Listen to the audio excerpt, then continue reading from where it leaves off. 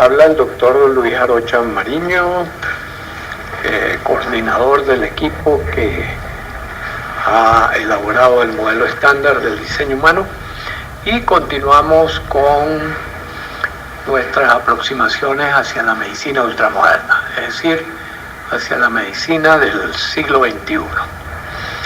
Uno de los aspectos importantes para el siglo XXI es lo que Gregory Bateson dijo a finales de los años 40, comienzo de los 50, que la cibernética había sido el mayor mordisco a la manzana del conocimiento que el hombre le había dado en toda su historia.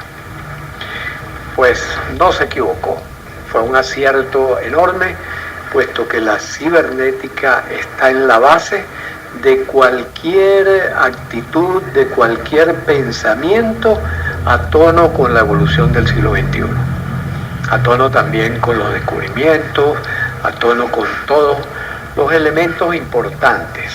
Y la medicina ultramoderna, por supuesto, o la medicina no escapa a eso. Por eso, ¿en qué consiste? ¿Cuál es la esencia de este planteamiento? La esencia de este planteamiento es que todo está conectado y todo se devuelve transformado para evolucionar permanentemente. ¿Qué significa eso? Que nosotros estamos en continuo contacto y en continuo intercambio de energía, información y materia con el medio que nos rodea. Por ejemplo, si nosotros fuésemos criados en la Luna, seguramente alcanzaríamos alrededor de los 3 metros de estatura. ¿Por qué? Porque precisamente la fuerza de gravedad interactúa con nuestros genes para determinar cuál es la altura que nosotros podemos llegar en nuestra vida, pues. Y por eso es que somos mucho más pequeños acá en la Tierra y seríamos mucho más grandes en la Luna. Ese es un simple ejemplo de ese continuo intercambio que tenemos con el medio. Igual, por ejemplo, la respiración. ¿Qué es la respiración? La respiración es un intercambio de gases que mantenemos permanentemente con el entorno que nos rodea. Y así con todos los fenómenos que ocurren en nuestra vida y que nos ocurre también en relación con los otros.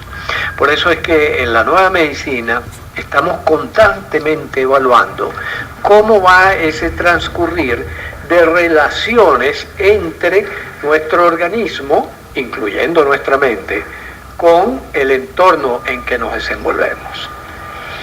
Eso ha hecho que tengamos que hacer algunos ajustes importantes en la manera como veníamos viendo el proceso salud-enfermedad. Pongo tres ejemplos que los convertimos en 3 señales semiológicas, como lo llamamos los médicos, 3 señales semiológicas importantes de cómo estamos afectando nuestro organismo. El primero de ellos es el famoso test del anillo, que ya hemos hablado de él en otras oportunidades, ¿verdad? En segundo lugar, el control del peso. En tercer lugar, la observación de las heces. Y voy a incorporar también el análisis del cuello.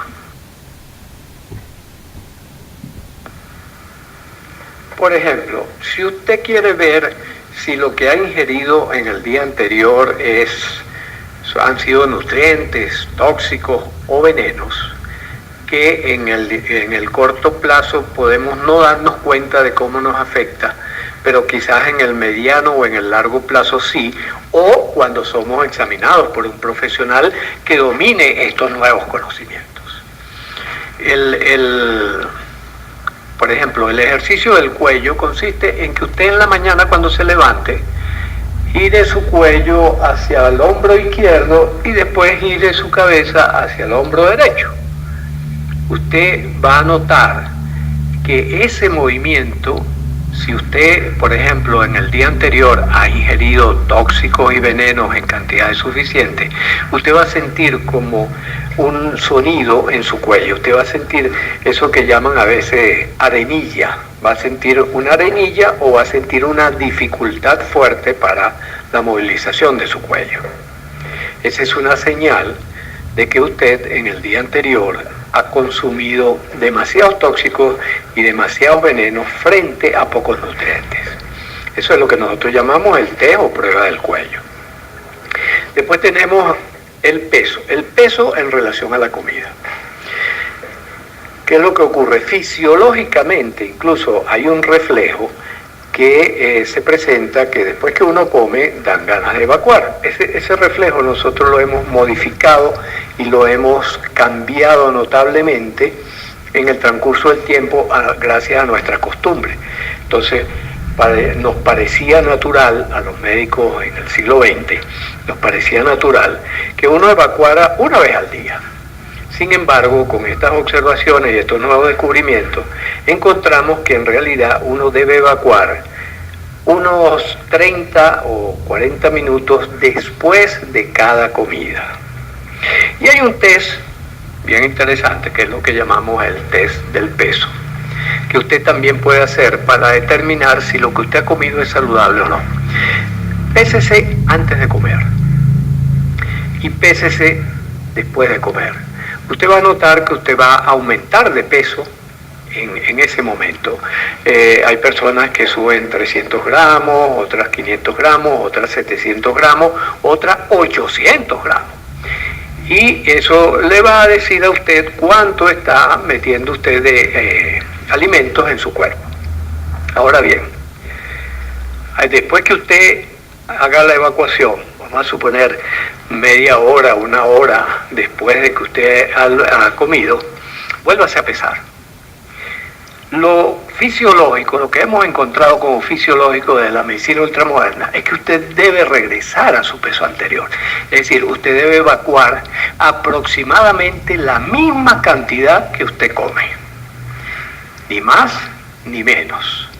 Incluso en los procesos de desintoxicación podemos observar, cuando las personas están comiendo en forma nutritiva, que en ese proceso de desintoxicación a veces el peso es menor después de haber evacuado, es decir, que uno termina botando más de lo que ingresa.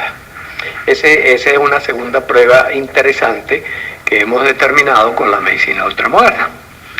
Y el otro aspecto que quería mencionar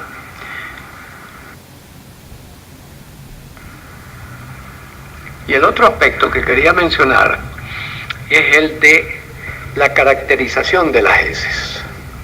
Cuando usted se está alimentando correctamente, sus heces van a ser abundantes, van a tener la forma de filamento, o sea, forma como una especie de culebra, va a tener el color dorado y no va a tener ningún olor desagradable. Y esto es bien importante. Los olores desagradables están directamente relacionados con la absorción de tóxicos y venenos en nuestro cuerpo. Por lo tanto, aquí tenemos esos 4 indicadores que por supuesto son indicadores muy sencillos, muy fáciles de seguir, no requieren tanto costo y son sumamente precisos a la hora de retratar cuál es el estado general de nuestro organismo. Porque ¿cuál es la clave en todo esto? Para que se produzca una alteración genética y la apertura de los genes enfermantes o los genes patológicos, es necesario que absorbamos tóxicos y venenos del ambiente. Aprovecho para recordar también, en algún momento me detendré en ese aspecto, que las conversaciones también son una forma de alimentación y que las conversaciones también las podemos dividir en nutrientes, tóxicos y venenos. Pero ese será un tema para una próxima ocasión. Cualquier cosa pueden escribirme a luisarochaster@gmail.com y con gusto seguiremos aclarando estos maravillosos descubrimientos que nos está brindando la medicina ultramoderna. Un abrazo y seguimos.